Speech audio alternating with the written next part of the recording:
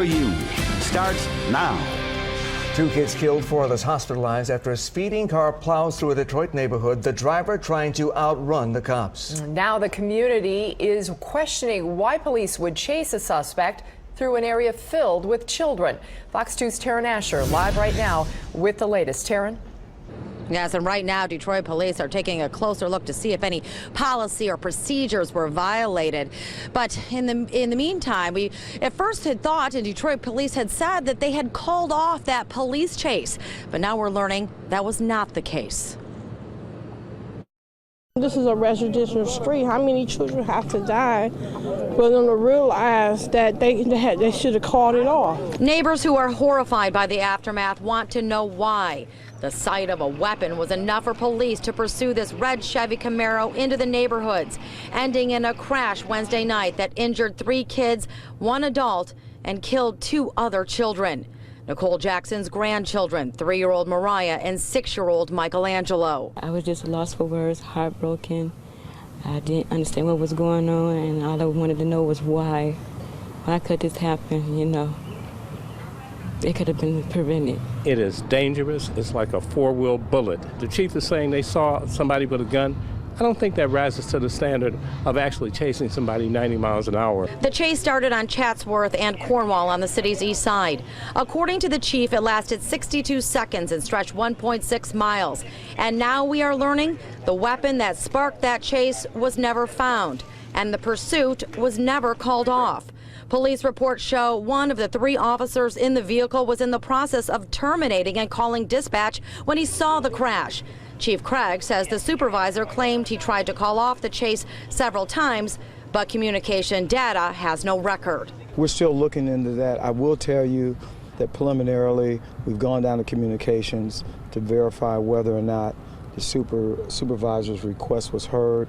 We did not pick that up. Police say the officers in the marked cruiser lost sight of that Camaro, but neighbors say that was not the case. They didn't stop the chase. I ain't gonna, he wrong, yes. He dead wrong.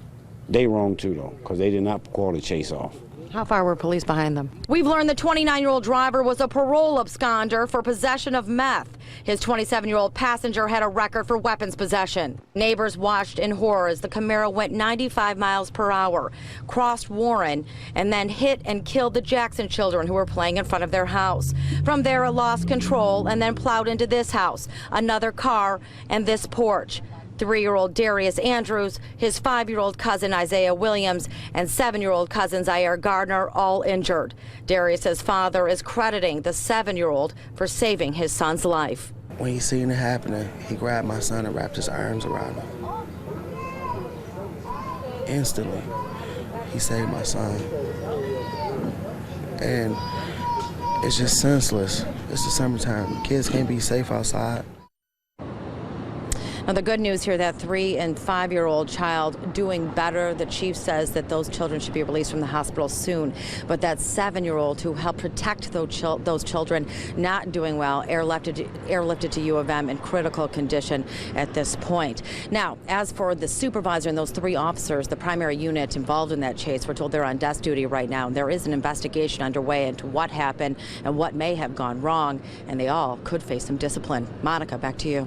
Well, Taryn, I know it's still early in this investigation, and this is, of course, a tragedy all the way around. Do we know if the officers involved in the chase followed proper procedure?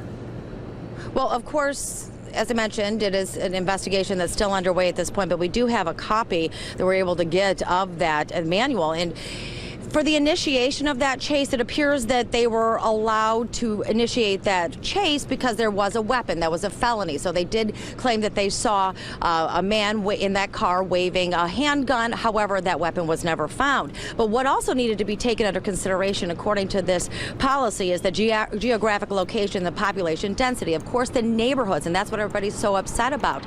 The supervisor and that primary unit had the right to call out that search, but of course, as we're learning right now, that did not happen. They do not have any record of that, although both have claimed they at least tried to make that happen. Monica, as you mentioned, is just in the beginning of this investigation. A lot more to come, and we will make sure to keep everybody updated. Back to you. All right. Thanks, Taryn.